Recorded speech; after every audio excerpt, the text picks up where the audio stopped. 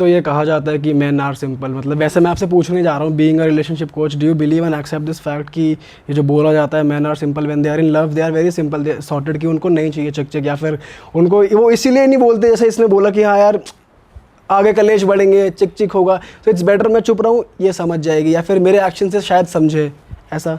Men, I do believe that men are simple. Why can't I say that? Because they don't want, irritation. They get irritated very quickly. And women don't understand this very quickly. मैं उनको blame नहीं कर रही हूँ, लेकिन what I'm trying to say, the more a woman will understand कि इन चीज़ों से ये इरिटेट हो रहा है, तो सही समय वो देखेंगी, उस सही समय पे सही बात करो और थोड़ी सी बात करो तो वो हिट होती है. People understand. ऐसा नहीं कि मैन अंडरस्टैंड नहीं कर रहे. हमारे ज़माने में, हमारे पहले वाले ज़माने में, जनरेशन में ये चैलेंज था, बट वी एडजस्टेड. आपके इसमें तो man are taking the initiative to help the girls. They are actually adoring their independence.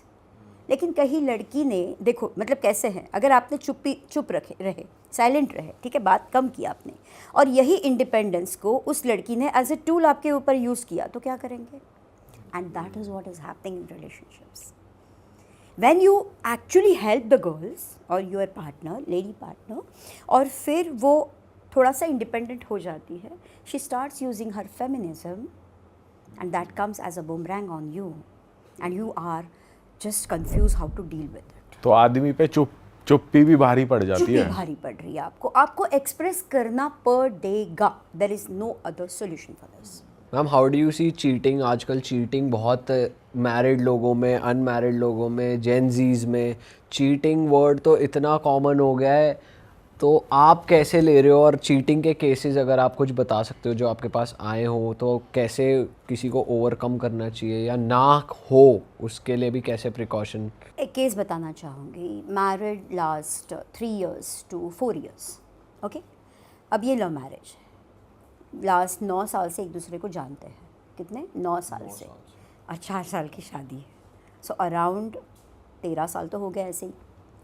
अब इसमें ये लड़का अपनी कलीग के साथ इमोशनली एंगेज होना चाहता है और उसके चैट्स ये लड़की पढ़ लेती उसकी है, वाइफ पकड़ लेती है. She shares those with me because she has approach me, she has become my coachee and now we are working with her, I mean on her confidence level, insecurity जो भी है. और ये चैट्स के बाद ये पता चलता है कि this person is not getting what he wants in a relationship.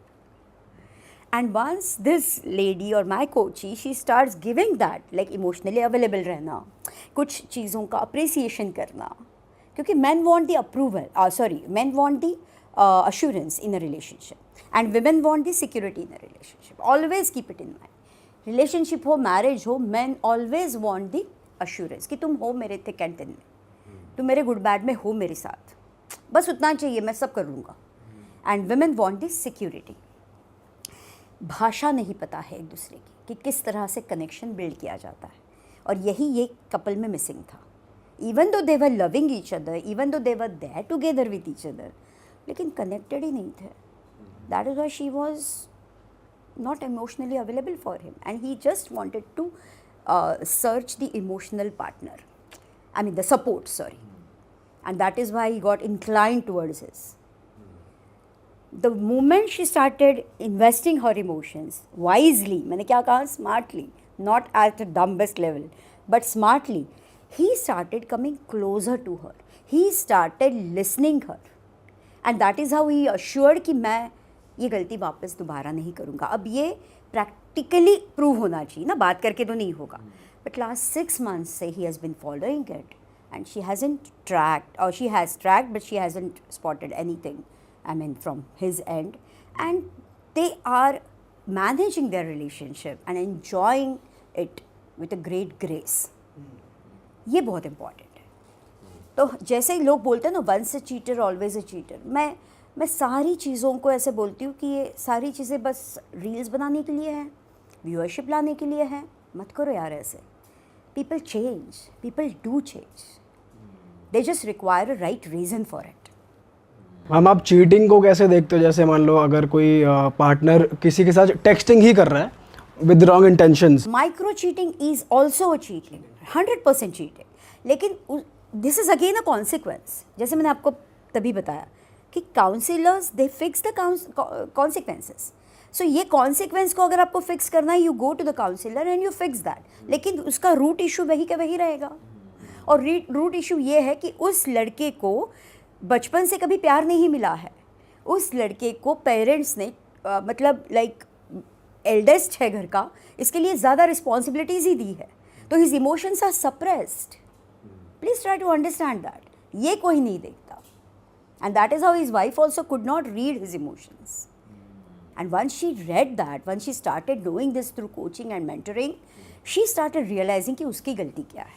This is one of the case जहाँ पर इमोशनल सपोर्ट चाहिए था पार्टनर को and he ended up cheating ऐसे हिज आपको पार्टनर। फिजिकल सपोर्ट भी तो चाहता है। हाँ, तो मेरा क्वेश्चन ये था कि आजकल क्या कर रहे हैं लोग कि दे एंड अप चीटिंग, क्या क्या मतलब सिर्फ फिजिकल या मेंटल और भी चीज़ें आ रही हैं, क्या क्या हो रहा है? फिजिकल, इमोशनल, मेंटल लेवल पे, इवन वर्चुअल सेक्स होता है। There are so many things which are happening.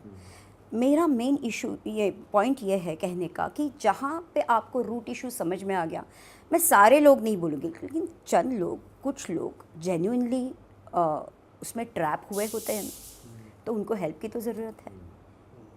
I want say most of the man are cheaters, definitely not. Why do we have to say like that? मतलब कोई ज़रूरत नहीं। But ma'am आपको ये ratio बढ़ता हुआ दिख रहा है लड़कियों में भी कि लड़कियां आजकल ज़्यादा चीट कर रही हैं? मुझे चीटिंग के बदले ना मुझे फेमिनिज्म को रॉन्गली इस्तेमाल किया दिख रहा है।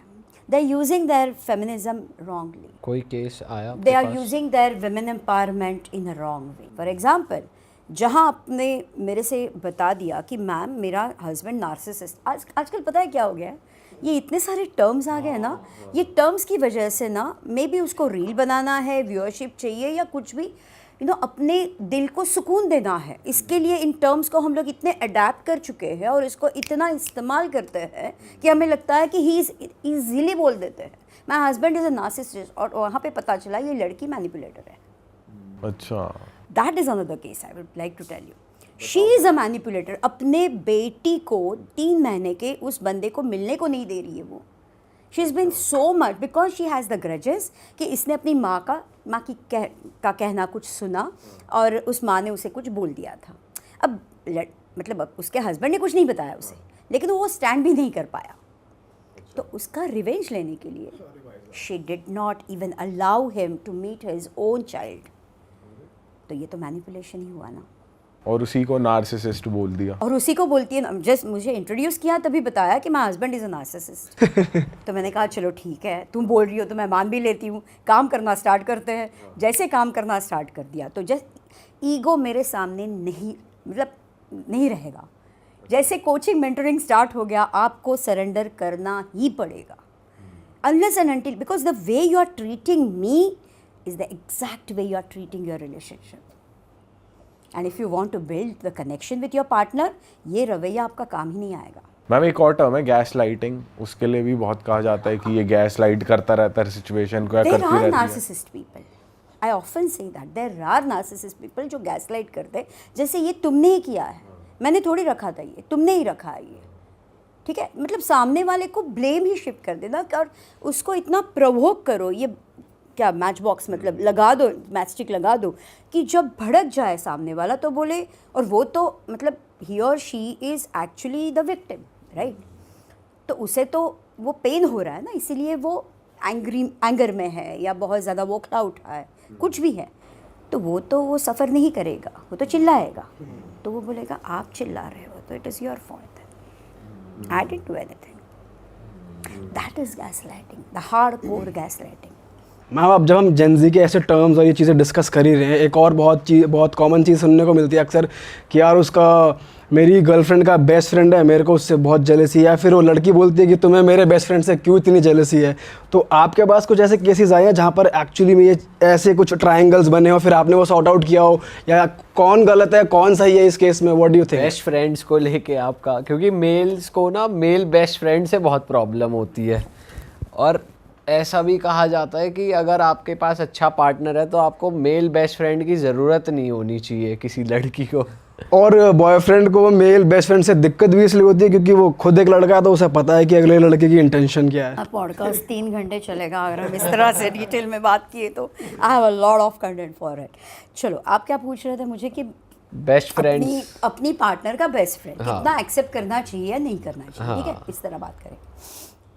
अब यहाँ पे अगर एक बात करें तो एक बैंगलोर बेस्ड लड़की है, उसका पार्टनर है, फियांसे है रादर, मुंबई बेस्ड, ठीक है।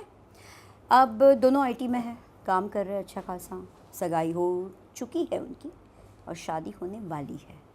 And they have been in a relationship last 8 years, so they know each other very well. Done. अब होता ऐसे है कि इसने 2-3 बार ऐसे नोटिस किया, रादर 4-5 बार नोटिस किया कि she is avoiding him at a certain period time. I mean like जैसे 7-7:30 बज जाते हैं ऑफिस के बाद, तो ये इसे अवॉइड करती है, उसके कॉल्स नहीं रिसीव करती है। अराउंड 9:30-10 बजे या तो दूसरे दिन या तो रात को मैसेज किया, फिर बाद में बात की या नहीं की। तो ही स्टार्टेड डाउटिंग ये चल क्या रहा है। मुझे रीच आउट किसने किया पता है? वो लड़की ने।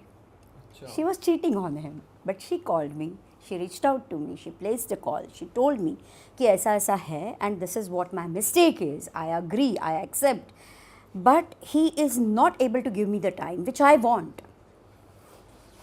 उसका पार्टनर जो टाइम देना है, या सैटरडे संडे कभी जाना है बैंगलोर, या उसे आना है तो मुंबई में अवेलेबिलिटी रखनी चाहिए, तो वो सब नहीं कर रहा है। एनीवेज चलो, अब एक दिन ऐसे हुआ कि ये बंदा गया बैंगलोर और उसे पकड़ लिया। वो अपने कलीग के साथ थी ऑफिस के, जो वो बेस्ट फ्रेंड्स कहती है ना, ग्रुप, उसमें से एक बंदे के साथ थी। रंगे हाथ पकड़ी गई वो। रंगे हाथ पकड़ लिया। अब इसका ये बौखला उठा, आ गया वापस। फिर बाद में इसने कपल कंसल्टेशन बुक किया कि भाई मैं अकेली नहीं, मैं उसको भी लेती हूँ। तो मैंने जैसे काम किया, बात की, तो बात करने के बाद ये पता चला कि ये बहुत ज़्यादा डाउटफुल बन चुका है, क्योंकि ये ऑफकोर्स इनसिक्योर है ना, और उसने पकड़ भी लिया तो सिंपल सी बात, डाउट जायज़ निकला उसका, सही था। जायज़ निकला। फिर ये लड़की के साथ बात करने के बाद पर्सनल लेवल पे भी कंसल्टेशन होता है, क्योंकि जैसे कपल में लेते हो तो पर्सनली भी आप बात करते हो। तो इसमें पता चला कि ये लड़की को बचपन से कभी प्यार नहीं मिला है। She is unnoticed, she is attended, unloved. तो ये हमेशा ना, मतलब ये किसी को ना नहीं बोल सकती, रिश्तों को रखने के लिए ये किसी को मना नहीं कर सकती। आप समझ गए मेरी बात? तो यहाँ उसने क्या किया, उस बंदे को वो मना नहीं कर सकी, वो फिजिकल हुई, उसने प्लेजर लिया, ये सब मैं नहीं यहाँ पे जज करूँगी, लेकिन शी हैड टू से नो टू हिम, राइट? क्योंकि वो एथिक्स आ गया ना। करेक्ट उसका है, तो खुद का भी गलती तो गलती है, तो ये सेल्फ के लिए तो ये गलत है, मतलब। तो because she could not say no to anybody, ये उसका बहुत बड़ा प्रॉब्लम था, and that she had to pay the fees for it, क्योंकि उसने रिश्ता तोड़ दिया। मतलब बाद में नहीं हुई शादी वगैरह नहीं। शादी नहीं, उसकी सेशंस चल रहे हैं अभी। She has been so vulnerable, मतलब इतना वो डिस्टर्ब हुई है इस चीज़ से। मतलब देखो, कभी कभी क्या होता है, यही पर मैम इसी को आपको मैं ऐसी एक्सप्लेनेशन, सॉरी आप कट कर रहा हूँ, आपको ऐसी एक्सप्लेनेशन ऐसा ही लगता कि बेफालतू की एक्सप्लेनेशन है? मैं see I am here to understand the pain. जब बंदा ये सीइंग इज बिलीविंग, मैंने ये देख लिया, मैंने कहा ये गलत है, ये मुझे पसंद नहीं, ये कलर ये बहुत गलत गंदा कलर है, मैंने कह दिया, this is what I am judging you, right? ये लड़की ने उसके बाद आज तक जितने भी महीने हुए हैं, she is been taking the responsibility of her own mistakes कि मेरी गलतियाँ क्या है। मैंने कभी किसी को ना नहीं बोला है, मैं इमोशनली अनअवेलेबल हूँ, मैं एक्चुअली प्रैक्टिकली इतना ज़्यादा सोचती हूँ और फिक्स करती हूँ चीज़ें फटाक से। चीज़ें फिक्स करूँगी तो फिर मैं डीप पेन में जाऊँगी नहीं। उसने उसके सर्कमस्टेंसेस को सोचा ही नहीं ना। मैम, अरे वाह, आपने ये वीडियो यहाँ तक देख ली भाई, तुमने हमारी मेहनत सफल कर दिया, तुम ही लोग हो असली रियल हिट। और अगर आपको बहुत मज़ा आ रहा है ऐसी क्लिप्स में, ऐसी वीडियोस में, तो फटाफट जाइए प्लेलिस्ट पे बिंज वॉच कीजिए और सारी वीडियोस देख डालो और मौज काटो। That is it. हम मिलेंगे नए पॉडकास्ट में, नई क्लिप में। Till then bye bye, see you, take care, do subscribe.